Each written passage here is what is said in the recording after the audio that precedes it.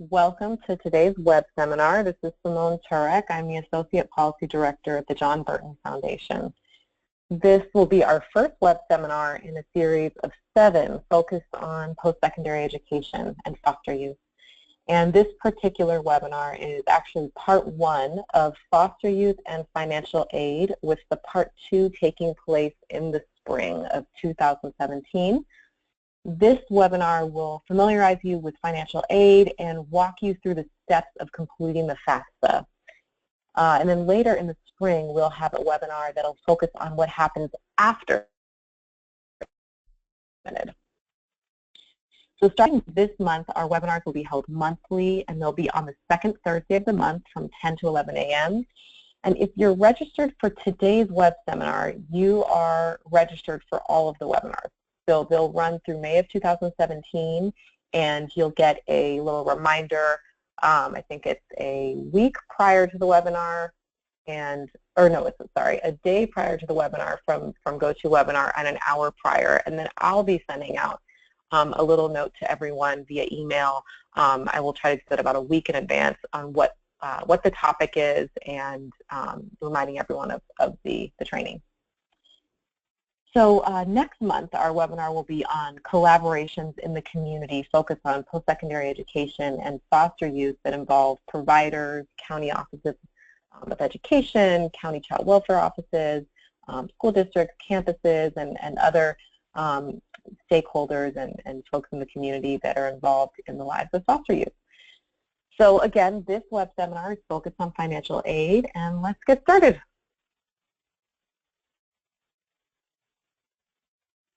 So before we jump in, just some information to participate here. If you are listening through your computer speakers, you also have the option of clicking under the audio section on your dashboard, clicking telephone, and then using the call-in information that you see there on the screen, the same information that you'll see on your dashboard if you click telephone. And you can dial in using the phone, and you will probably get better audio. So if you want to do that, go ahead. And then throughout the presentation, feel free, we encourage you to submit questions. You just click on the little questions panel on the right-hand side of your control panel, and then type your question and click send. And then what I'll be doing is I'll be gathering those questions throughout the training, and at the end we'll do a Q&A. And then we do always post these trainings, both the audio recording and excuse me, the PowerPoint at thpplus.org under past trainings. So, I don't have to tell all of you why it's so important for foster youth to have access to financial aid. I mean, in 2015, parental income, savings, and borrowing paid for 38% of the cost of college in the U.S., and this is the greatest single source of funding used by students to pay for college, and it exceeds all other sources, including grants, including scholarships, including student income and student savings. So foster youth are missing this key source of financial support for college. We all get that. We all know that. But what I also want to underscore is that, financial aid, it doesn't only make higher education possible, but it makes a big difference on student success. So as you can see on the slide, students who receive financial aid do better in school. They're more likely to receive a degree, they're more likely to persist, and they're more likely to maintain a minimum GPA.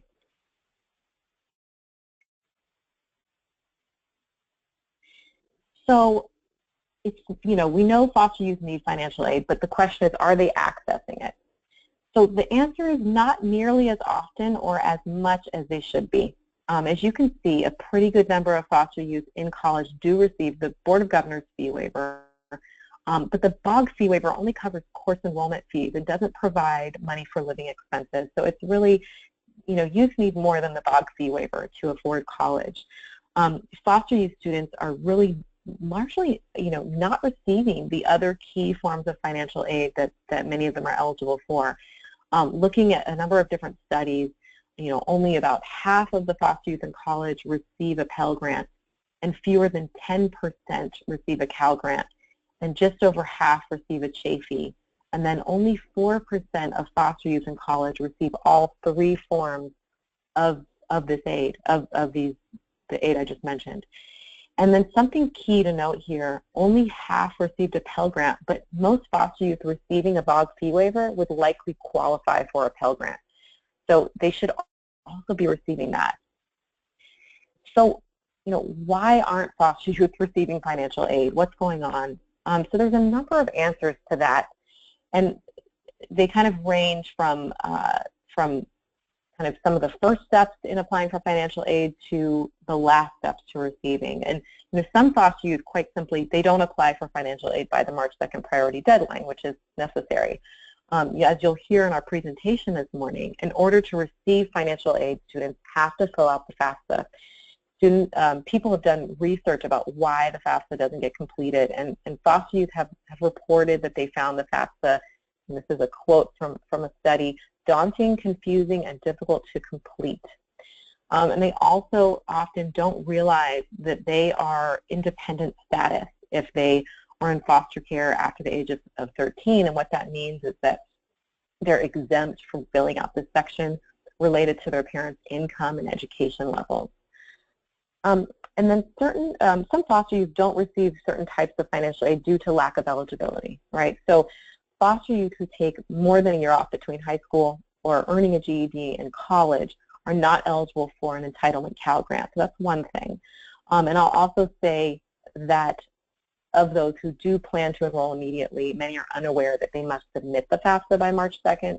And then there are GPA requirements, grade point average requirements for getting some aid. And the most common issue here is with the Pell Grant AA that requires a 3.0 GPA, which you'll hear about later.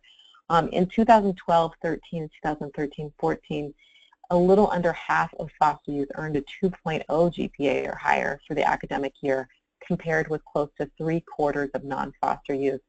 And just 19% of foster youth earned a 3.0 GPA or higher, compared with 36% of non-foster youth. So we know that the GPA issue is an issue. And then some foster youth don't receive certain types of financial aid due to administrative barriers. And these largely happen after the FAFSA is submitted.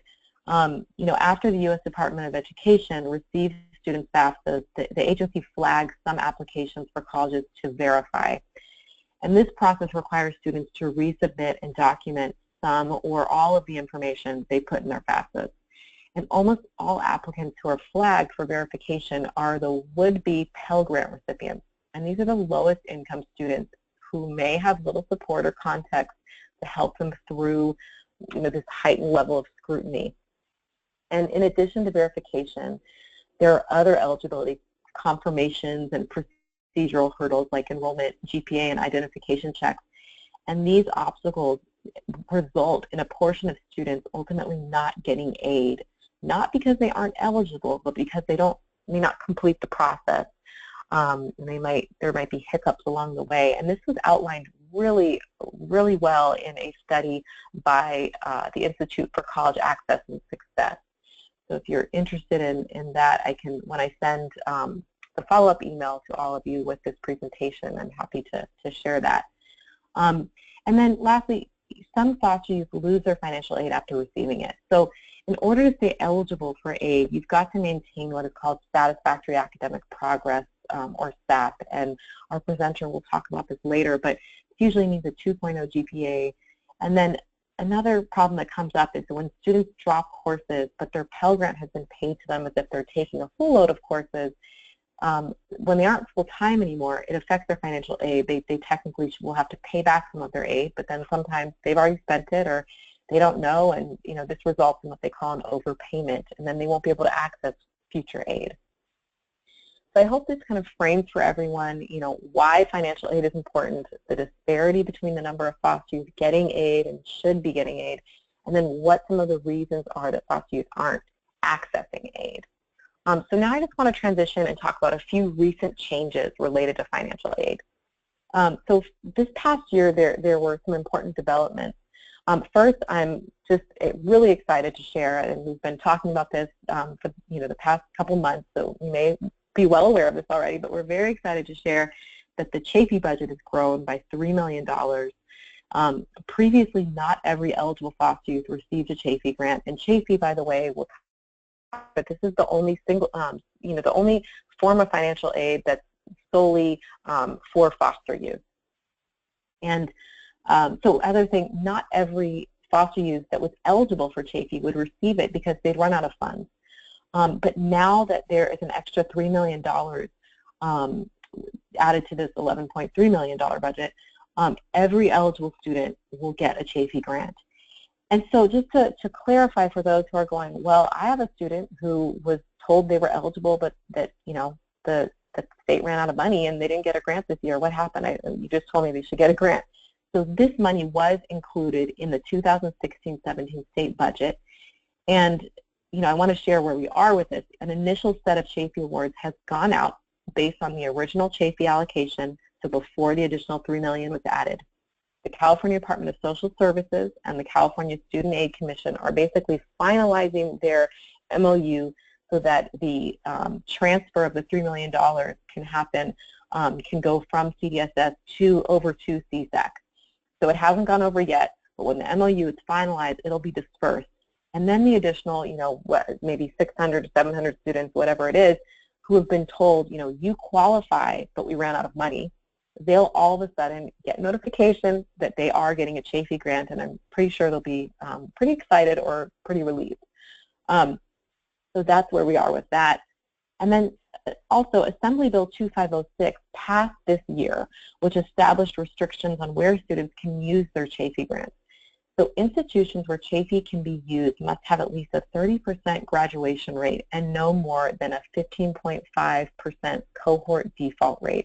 And just to clarify, a cohort default rate is the percentage of a school's borrowers in the U.S. who enter repayment on certain loans during a federal fiscal year and then default prior to the end of the next 1 to 2 fiscal years. So they obviously don't want the grant to be used at schools where there's a high percentage of youth defaulting on their loans. And so these restrictions are in place to protect students. This is something that was put in place with the Pell Grant a few years ago as well. And this change takes effect January 1st of 2017, these restrictions. And we have Assembly Member Tony Thurman to thank for these first 2 accomplishments. He has been such a leader in improving access to financial aid for foster youth by getting these first 2 bullets up on this slide. And then third, the FAFSA and the DREAM Act application and the Chafee application are all now available starting October 1st of 2016. They were previously available starting in January, so it would have been available January 1st, 2017, but they've now pushed it back so that people can submit earlier. But I want to underscore the priority deadline for submitting these things is still March 2nd, okay? So just because we're getting it earlier, we're not extending it later. It's, it comes out October 1st, it's got a, priority deadline March 2nd of the following year. And then lastly, the FAFSA is now going to be using prior year data. And so for 2017-18, they'll be looking at tax returns income for 2015. So what are the goals of financial aid? Obviously, to assist students in paying for college. The basic process is first figuring out what the student can put toward the cost of their education, then based on their need and eligibility, distributing the aid, which is limited, we know, in an equitable manner. And then the last step is putting together what they call a financial aid package or an award package. So what does this process look like? The first step is to complete the FAFSA or the California DREAM Act application, and this has to happen by March 2nd, like I said, each year. That's the priority deadline, and students must reapply each year. And students can get help from a number of places like their ILP program or at their high school or their college's foster youth support program or in the financial aid office with their FYSI liaison. And after today, they can get help from you too because you're going to be an expert as well. And then, as I mentioned, a student may have to submit verification documents. And for foster youth, they will need to verify their foster youth status with the financial aid office. And then their application is processed, and this is when it's determined what type of award package the student will receive. Then the student receives notice of what their package consists of. And then lastly, the funds are dispersed, so usually by direct deposit, prepaid debit card, or paper check. Now today, there's a lot there, right? Like, let's step back. There's a lot there. Today we are only going to talk about step number 1. You might be saying, well, I guess this is going to be a really short training, but no, it is not. We're going to take this full hour, because this one step I mentioned earlier can be daunting, confusing, and difficult in the words of foster youth. And not just for youth, but for the adults that are trying to help them as well. I find it daunting, confusing, and difficult. This is a complicated process, and this is why we have experts, in financial aid offices throughout the state, that this is what they do. And so, speaking of experts, I am pleased to introduce our presenter today, Marisol Ramirez. Marisol is a financial aid technician, and she's the Guardian Scholars Coordinator at Pierce College. And Pierce College is in Woodland Hills, which is part of the LA Community College District. And Marisol is also the Foster Youth Services Initiative Liaison, the FYSI Liaison. So she does many things, but what you need to know is that she's an expert in financial aid, and she works with foster youth. So she has the expertise that we are looking for to provide today's training. So thank you, Marisol, for joining us and sharing your expertise. So I'm going to turn it over to you. Hello, good morning, everyone. Thank you. I would like to make some announcements first. For some reason, small windows are popping up on my screen, so you may hear some clicking while I'm talking. They're actually on the actual screen on top of the presentation, so I'm sorry for that. Marisol, let's pause for a second. Just real quick, we'll take maybe 20 seconds to try to troubleshoot this. What are the screens saying?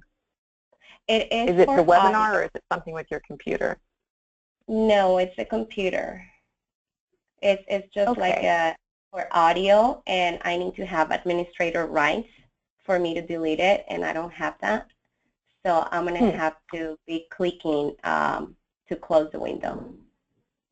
Okay, are you going to be able to get through smoothly if we don't address the issue? Yeah, I mean, they're gonna be popping up on the PowerPoint presentation, so you're just gonna be hearing the clicking of me closing the window. Okay, I think we'll manage with the clicking, because what I don't want to do is, accidentally end the webinar for everyone trying to fix it. So I'm gonna let you work through your clicking then. Okay. Okay. Okay, so today we're going to talk about the different types of financial aid that students may be eligible for. We have state resources, federal resources, college, university resources, and organization and private companies. By that, we mean scholarships. So we have free aid that's in the form of grants. Every time you hear the word grant, that means free money. We have different types like Pell Grant, Cal Grant, Work Study Grant. We have the work, so here, the Work Study, it's money that students earn while they're working on campus. It comes from the federal government, that's why it's considered a grant. But it is also, students get a W-2 at the end of the year for this program. Loans, the students have to pay back this money. We don't recommend for foster youth or any students to get loans if they don't really need to get a loan.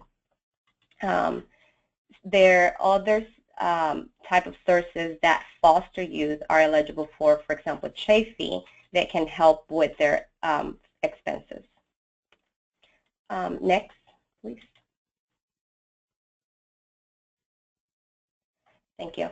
So types of aid for tuition, we have Cal Grant A that covers up to $5,472 for costings, $12,240 for UCs, $9,084 for private nonprofit schools, and up to $4,000 for private for-profit schools.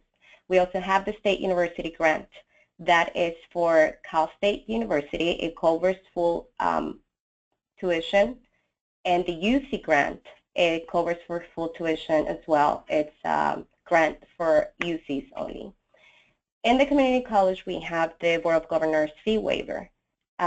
This covers the tuition as well for community college students. Next.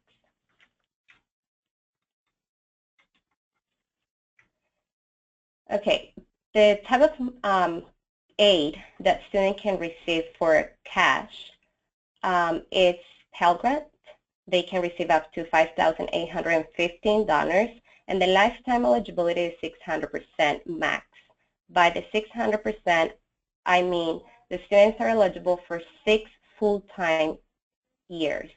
If a student is enrolled in 12 units in the fall and 12 units in the spring, then student receives 100%. Therefore, a student can receive 6 years of financial aid if they are full-time. For the FSCOG, it varies from school to school. Here in the community college, we give them up to $400, and the universities can pay up to $4,000. Okay, for Pell Grant B, the students are eligible for up to $1,670, and also if they are enrolled full-time for fall and full-time for spring, they can receive $600 extra, $300 in the fall and $300 in the spring. For Pell Grant C, students are eligible for up to $547 or $2,462 at the vocational or trade schools. Once a student is eligible for one Pell Grant, either A, B, or C, they cannot move to another Pell Grant. So if a student first indicated that they're working on a vocational program, and then later they want to receive an AA degree, they can now go from Pell Grant C to Pell Grant B. The institutional grant varies also from school to school, and federal work study, as I mentioned before, is on or off campus employment, and they earn this money. They get a check every 2 weeks. The direct loans, we have a subsidized and unsubsidized loan. Subsidized is need-based, meaning if a student has remaining need on their award letter, they can get a loan, and it's up to $4,500 for students who have completed over 30 units. If a student is first year and they have not completed over 30 units, they can only receive $3,500. For the subsidized loan, it's a loan that the government pays for the interest while the student is still in school, at least in 6 units. And for a subsidized loan, the student can receive up to $6,000, but the student is going to pay interest as of the next day that the student gets the disbursement for the loan. Okay, next. Okay, for Pell Grant, we have 3 types of Pell Grant. We have Pell Grant A, B, and C. For Pell Grant A and B, the entitlement Pell Grant, these students need to submit their FAFSA or their DREAM Act and the GPA verification by March 2nd. These are students who just are graduating from high school, and they're going to attend college the following year. The students will be entitled to Pell Grant A and B if they have either a 3.0 GPA for Pell Grant A or a 2.0 GPA for Pell Grant B. It is important to complete the 3 forms, either FAFSA or DREAM Act. For those students who have a valid Social Security number, they complete the FAFSA. Students who are undocumented, they complete the DREAM Act, but the GPA verification needs to be done by the high school counselor by March 2nd. Next. Okay, so the definition of need. We have the cost of attendance that is determined by the school, depending on if a student is attending a community college, a Cal State, or a UC. The financial aid office is going to give an award letter to the student that is going to indicate what is the cost of attendance to attend that specific school. That covers that cost of attendance. It includes the tuition, housing, books, supplies, personal miscellaneous expenses, transportation, all of the above, minus the expected family contribution. In this case, the family of the student is the student itself. If the student doesn't have any income, then the income that they're going to report on FAFSA is going to be 0. Therefore, the expected family contribution is going to be 0, equal to the eligibility or the need base. So once they determine what is the need base of the student, they're going to give the student the free money first, which is the Pell Grant, FSEOG, Chafee, fee waiver, Cal Grant. And then at the end, if a student wants to get loans, then they will see what is the need, the remaining need, and see how much the student can qualify for a loan. Next. Okay, for the cost of attendance for the California State Universities, we have at home is $16,318, and on or off campus it's $25,232. Most of our foster youth are going to be either on or off campus. Therefore, they're going to get the highest budget and may qualify for more resources. You can see here the breakdown on how much they projected for a student to spend during the academic year, and the housing is what makes a difference on both budgets. When students live at home, they have less responsibilities when it comes to paying for rent, but in our students' case, in the foster youth, they may have the responsibility to pay for housing. Now, I always tell students that even though they are going back and living with their parents, because they are considered independent, because they're foster youth, they should answer that they are off campus so they can get a higher budget. They will only answer on campus if they are planning on living on campus at either the Cal State University or the UC system. Next.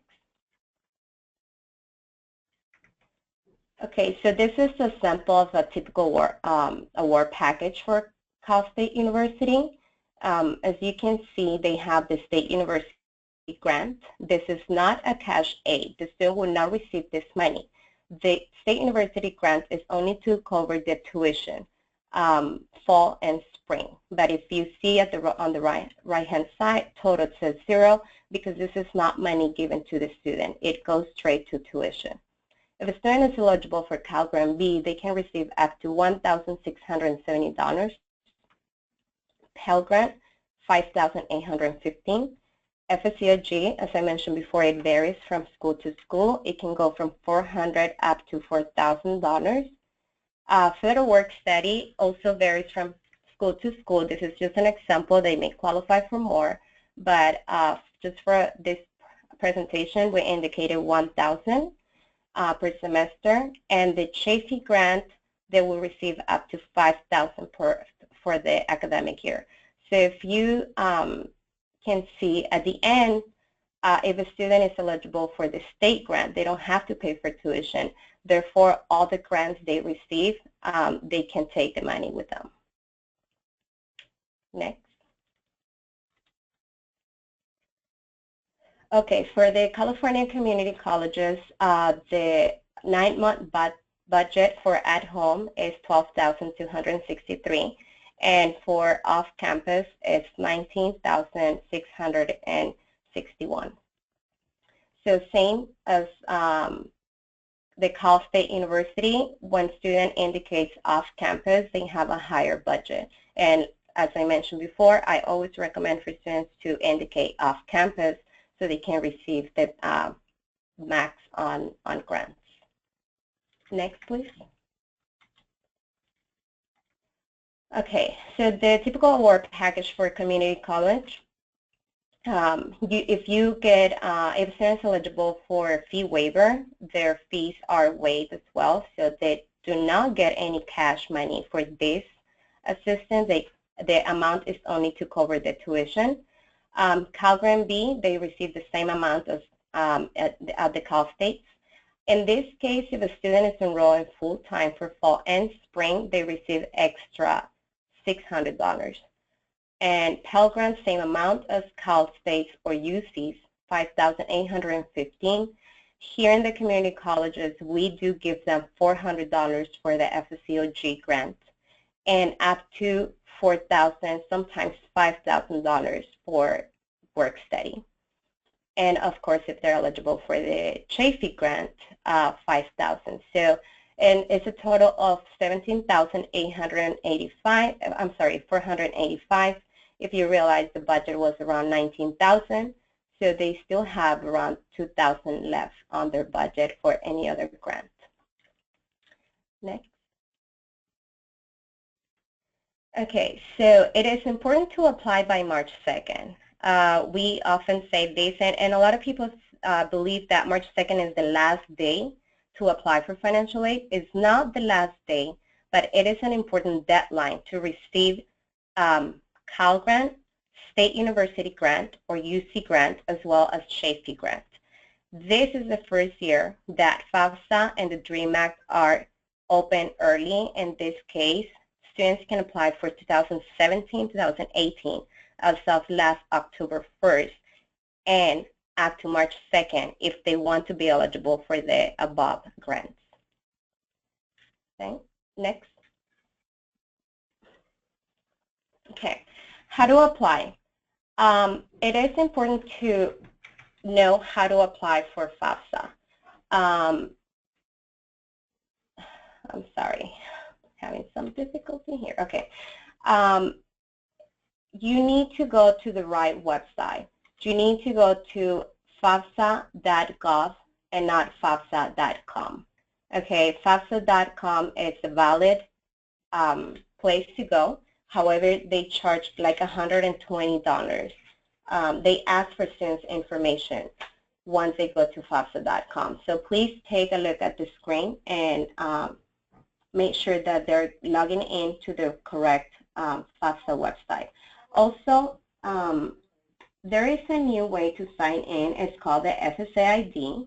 It's not a PIN number anymore. Student needs to create an FSA ID, and they do this while they're in the application. When they're completing the FAFSA application, there is going to be a place where they're going to have access to create an FSA ID. Once they are signing their FAFSA, the way they're going to sign is with their FSA ID. In this case, they don't need their parents' information because they're considered independent students. Next. Okay. In order to submit the FAFSA, you can apply, as I mentioned before, you can apply on July 1st, you can apply now, October 1st, 2016 for the 2017-18 FAFSA. For 2016-17, you can still apply this academic year up to June 30th, 2017. So for students who are attending for fall 2017, they need to complete the 2017-18 FAFSA. And for students who are attending summer of 2017, they need to complete the 2016-17 FAFSA. Okay. Next slide, please. Yep. Next one. I think I mentioned this.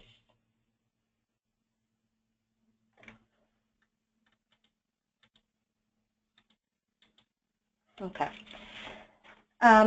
Who are considered independent students for financial aid? Students who are over 24 years old, students who are married, students who graduate, who are working on a graduate or professional degree, students who are veterans, students who have children or dependents other than their spouse, and orphan or ward of the court. In this case, are students as long as they were considered ward of the court for 1 day after age 13. Okay, next.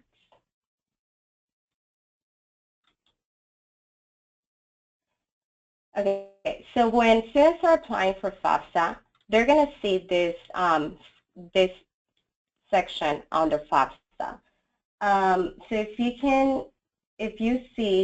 students answer no to all the above questions about student not being over 24, not being married, or they're not working on their master's, they're going to get up to question 53, which is at any time since you turned 13 were you considered foster youth. So they're going to answer yes to this question. Once they answer yes, they are considered independent for financial aid automatically. Schools still need to get verification for us to realize that, to confirm that students are actually considered foster youth. So if you go to the next slide, you're going to see a sample of what we need at the community college in order for us to verify that the student is considered foster youth. So as long as we have the student's name, date of birth, we don't really need the mailing address, but sometimes it comes on the letter. The county where the student was considered ward of the court. This date, this is important, the day they began to be ward of the court and the day it ended. Because if a student was considered ward of the court between 11 and 12, they are not considered independent for financial aid purposes. Okay. Next. Thank you, Marisol, so much for that really very succinct and important information. I'm getting a message saying that something happened. Can someone message me and let me know, can you all still see the screen and still hear us? Someone can just type in, because it looks like someone's indicating they're having some technical problems. Okay, great. So it sounds like that may just be that one person. Okay, great. So we will continue. So now I'm going to spend a little bit of time talking about Chafee, and then we're going to go into a Q&A, and I think we've got a number of really good questions here, and you can continue to submit your questions through the control panel while I'm going over Chafee, and then we'll get to them, hopefully get to all of them at the end of the presentation. So the California Student Aid Commission, Chafee Grant Program. Okay, so I talked a little bit about what is referred to as the Chafee Education and Training Voucher, and we often kind of casually refer to it just as the Chafee Grant here. But this is a federal program that's called the Chafee Education and Training Voucher, or Chafee EPV. And the total budget, I think I mentioned this, for the Chafee EPV program in California, it was $11.3 million, with $5.6 million funded annually by the federal government. Now with the additional $3 million more from the state, the total budget's $14.3 million. So the California Department of Social Services contracts with the Student Aid Commission to administer the Chafee grants to students. And the maximum grant per youth per academic year is $5,000. But that they don't all get $5,000. Chafee's applied after, or the amount for Chafee is determined after other financial aid awards are made. So if you got the Pell, then you'd first say, okay, after you got the Pell, what more do you need to cover your expenses? So the average grant amount, for example, in 2014-15 was $3,251. But you can get up to $5,000, and many students do. So Chafee can be used for career and technical training, or just general college courses. And it can be used now, as I mentioned earlier, it can be used at institutions with at least a 30% graduation rate and no more than a 15.5% cohort default rate. And Chafee does not have to go to tuition. It's very flexible. It can be used for school supplies, for transportation, for child care, for rent. So it's a really great, grant for youth to have access to. And Chafee has a separate application, and it now can be completed as early as October 1st, as we talked about. And you can see, let me move my little questions box over so I can see what's on the screen better. Yeah, so we have it there on the application URL there on the screen on the CSAC website. Okay, so eligibility requirements. So current or former foster youth qualify for the Chafee EPV if they're under age 22, and I'll get into that later, and we're in foster care, in out-of-home placement at any time between the ages of 16 and 18. So with the age issue, they can't have reached age 22. They can't have reached that 22nd birthday as of July 1st of the award year if they're a new Chafee recipient. If they're a renewing Chafee recipient, they can't have reached age 23 as of that year. So they can receive it when they're a little older if they're renewing. But for new first-time Chafee, if you're not renewing, can't be age 22 as of July 1st of the award year. And the key thing with foster care status here is that there had to be an open dependency case between the ages of 16 and 18. So you had to be in foster care on or after your 16th birthday to be Chafee eligible. And I think, honestly, the way that this is phrased to me on the CSAC website is a little confusing or a little misleading, but I know that it's a technical phrasing. But so I just clarified in those parentheses, the way that it's phrased on the CSAC website, have established court dependency at any time between the ages of 16 and 18. I think, an easier way to refer to it is just had to be in foster care on or after your 16th birthday. And so that's the way that we do describe it. And so, just to kind of operationalize this a little bit, you can see the little note about kin gap, youth and guardianship, the youth who are adopted. Some of them might be eligible, some of them won't, and it all rides on when they left foster care and went into that adoption or that guardianship. So, what this means is that if the youth, for example, was in foster care, say they entered foster care as a child, they, at age 16 and a half or age 17, they ended up being adopted. So that they're still Chafee eligible as long as they're age eligible there. They're still Chafee eligible. However, if they were adopted before their 16th birthday, then that would make them not eligible, okay? So, excuse me, I'm coming down with a little cold, so I apologize for my voice. But so students can check their grant status on the Web Grants for Students site, and that, I think, did we also put that on that slide? Sorry, I have to move my little questions box to see what's at the bottom of the slide. Yeah, so we have the URL there, so as soon as they apply, they can actually, MyFill tells me that you can almost immediately go and I think and check. Is that right, Marisol, that you can kind of immediately go and check the status of that student's Chafee grant? Yes, once the student applies for Chafee, financial aid office, whoever has access to Web Grants, we can always go back into the Web Grants and see right away what is the status on the student, meaning FAFSA was completed, they just check mark that part. If the Department of Students in Social Services provided information that the student was considered foster youth, they also have the check mark, or either with DREAM Act or FAFSA, and if it's going to apply for Chafee. So yes, we can see right away the status on the application. Thanks for clarifying. So this is Chafee. I'm going to, and I see there's questions about Chafee, so we'll probably go back to this, but I'm just going to, for now, I'm going to move on to her next slide.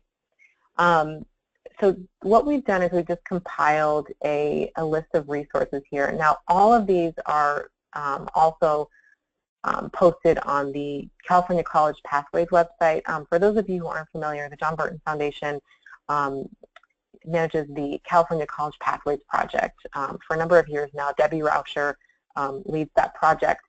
And it has an amazing set of resources available. It's cacollegepathways.org, and it newly has a student portal, like a student website section, a student section of the website, and it's on the screen there. It's student.cacollegepathways.org. And this section is really a great resource for students and for people helping students, because there's just so much information and things to learn and things to kind of get straight. And so there's a lot of great resources on this website. We kind of pulled out a few here. The FAFSA Forecaster is great. It's a planning tool. Youth can use it. You can use it to assist youth. Trying again to move this questions box out the way. And you can, it will help you kind of determine how much aid youth may qualify for compared to how much it will cost to attend college. And so it's a good planning tool, not for maybe if you're, not for youth who are waiting for the last minute, but for that are kind of, it's a forecaster. So it's, looking ahead, what are you going to need to do planning-wise up until the point where you are submitting your FAFSA. So it'll give you an idea ahead of time how much you might qualify for. And then these other ones, ICanAffordCollege.com and www.finaid.com, CaliforniaColleges.edu. These all also have really great resources. There's on some of these sites, there's these great calculators to kind of see what kind of financial aid they may qualify for. So I'm going to advance to the next slide here. And then this is also just a slide with individualized support with FAFSA and financial aid. So obviously today, even though you sat through this workshop, there's a ton of information to still learn about financial aid, we know, and no one's going to memorize everything on these slides. So it's important to know where the experts are located. And one thing is that there are financial aid workshops located throughout California, and there's a search function on that ICanAffordCollege.com website. There's a URL right there that will help you locate where they are within, you can do like within a 25-mile range, or you can set a mile range to search for workshops. And then also a great thing to do is to, if you know where you're going to be attending school, or if you're in school, going to the financial aid office on that campus. Always good to check if the FYSI liaison is located in that office. The FYSI liaison I mentioned earlier, the Foster Youth Services Initiative liaison, this is a person that is on every community college campus. So there's a liaison on every community college campus. They are not always located in the same place, but it's a great place to be located is the financial aid office, because then foster youth have some specialized help. So for example, Marisol is the FYSI liaison for Pierce, and she's also in the financial aid office and also runs the Guardian Scholars Program. So she's, I'm sure, a very valued resource for youth on that campus. In the county's ILP, they often have workshops. They have staff often across, it's a little different in every county, but in most counties, I'm pretty certain, have staff that are FAFSA fluent and that can help students with completing the FAFSA. And then if you're still in high school, obviously you can talk to your high school counselor. You can, if there's a foster youth liaison at your high school. And then lastly, all the campus support programs. So across the state, there are different types of campus support programs, and in a future webinar, we'll actually talk about what all of these are in more detail. But for now, I'll just say that they range from being a specialized support program for foster youth. Those are often called Guardian Scholars or Renaissance Scholars. There's also, like I mentioned, the FYSI liaisons.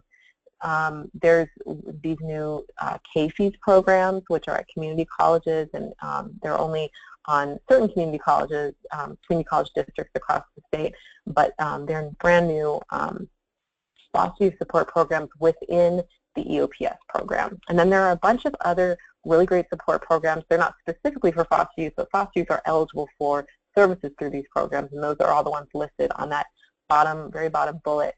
And All of these programs are searchable on the California College Pathways website at the URL on the slide.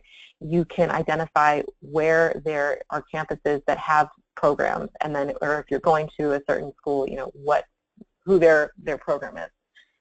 So a great resource. So now I want to turn our attention to, we're going to have a little Q&A. I'm seeing more and more questions be submitted. This is really great. We probably won't get to every question today, but I'll try to sift through as many as possible, and then we can follow up at a later time with questions that we didn't get to, and also questions that we may not know the answer to, because we may not have answers to every single question. So the first question, Marisol, I'll ask you. So someone asked, do the high school counselors submit the GPA verification directly to the community colleges, or is the student required to get the information from high school and bring it to the community college? No, the high school counselor will submit the GPA verification to CSAC, to the California Student Aid Commission, which is the place where they administer the Chafee program and the Pell Grant program.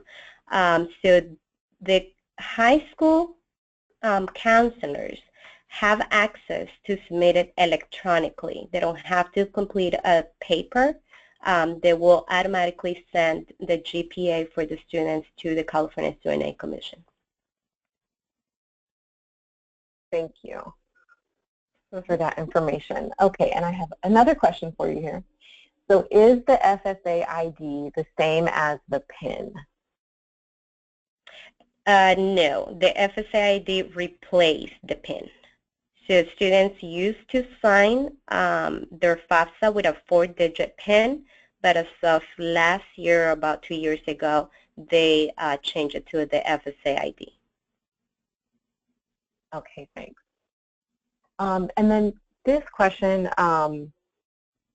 I'll answer this one. So when will youth find out if they got a Chafee, if they were one of the students who was told they were eligible but they ran out of funds to grant? So I can't give you a date. It's basically as soon, as far as I understand, it's as soon as the MOU between CDSS and CSAC is finalized, so the California Department of Social Services and the California Student Aid Commission, because CSAC needs to have the funding in order to administer it. So as soon as that MOU is finalized, as far as I understand, the funds will be released. But I hear that this is close to happening, so hopefully not too long from now. And then I can answer this question too. Does AB 12 funds for people over age 18, so this person is referring to non-minor dependents and the foster care payments that they receive or that providers receive on their behalf, are they still considered foster youth for grant and FAFSA purposes? Is there an age limit? So yes, they're considered foster youth. The non-minor dependents are foster youth. They're just non-minor foster, or they're non-minor dependents, right?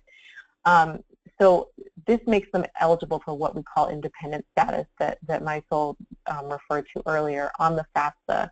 But the thing is that once you hit age 24, everyone after the age of 24 is considered independent. So then once you're 24, you're kind of in the same pool with with the general population as far as how you look on the FAFSA. And then the financial aid that is specifically for foster youth is only available, is not available to 24-year-olds. So Chafee, a 24-year-old can't get Chafee. So I hope that answers your question. Marisol, do you have anything to add to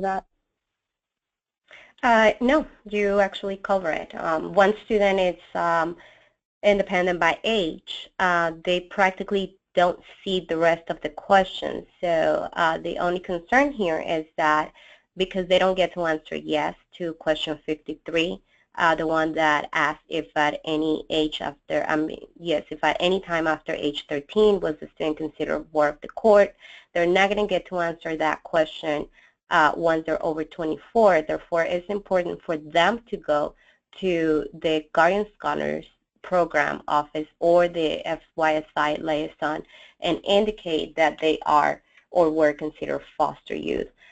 Because there are other programs that they may be eligible after 24, like Chafees, for example, that is up to age 25. So if a student is not eligible for Chafee anymore, they can still be eligible for other foster youth programs. And we love to name all these programs really similarly. So we like to, Chafee and Chafee sounds very similar. So I'm just flagging that don't get confused. Chafee is the grant. Chafees, which is cooperating agencies, foster youth services, cooperating agency, foster youth educational services. God, if I even got it correct. Chafees is the foster youth support program. So just to clarify, I know that there's so many very similar acronyms, very similar words in this world. Okay, and then there's another question here, and this is actually a question we got from several different people, kind of different versions of. So I'll answer this one, and hopefully it'll answer all these other questions. So if a youth reunifies with their family, will they still be considered as independent status for FAFSA? So they're considered independent if they were in foster care after their 13th birthday. So if they reunified after age 13. They would be considered independent. However, if they reunified prior to turning 13, that would be a no. And then Chafee eligibility, again, it has to do with 16th birthday, so it's a bit different than the independent status of FAFSA. And then thank you. CDSS just sent me a little clarifying message, and this is actually really cool. So thank you, Susan. I'm going to call you out. Thank you, Susan Zimney, for sending this, because this is, you're absolutely right. It is misleading to use this term. So when we talk about eligibility for Chafee, if we only say dependency, it doesn't include probation youth. And there was actually a question from someone. So here we're answering we're answering a question and we're making a clarification. We have to say dependent or ward of the court. So Susan clarified that if you just say placed in foster care, it can be misleading, as voluntary placements are not eligible, and if you use the dependency, it doesn't include probation youth. So just to clarify, Chafee EPV eligibility, a youth has to be a dependent or ward of the court and placed in foster care at any time between the ages of 16 and 18. And so just to go into this a little further, youth that have come into contact with one of our county probation systems, some of them go after some of them go and live back at home after if they've gone to juvenile hall, they may be released back home. They may still, be on probation but living at home. Some of these youth, it's been deemed that it's not in their best interest to return home, so they're placed in out-of-home care, as foster youth are. And so those youth who are wards of the court and placed in out-of-home care are those probation youth that would be eligible for Chafee if done so, between 16 and 18. So Susan, I hope I didn't make this more complicated, and I did justice to your comment. So thank you for sending that. And then another question. So Michael, this question, what are the GPA requirements for all the Pell Grants? Does Pell Grant B have GPA requirements? Yes, the GPA for Pell Grant B is a 2.0 GPA. Pell Grant A is a 3.0 GPA, and for Pell Grant C, they don't require a GPA. Okay, thanks. And since we're nearing 11 o'clock, I'm going to just grab one more question here. I'm going to actually grab a comment. Great comment. Thank you. I'm going to call this person out too. Thank you, Colleen Ammerman. It might be helpful to tell folks that AB 12 benefits do not count as income for the FAFSA. Thank you. That is a great point to make.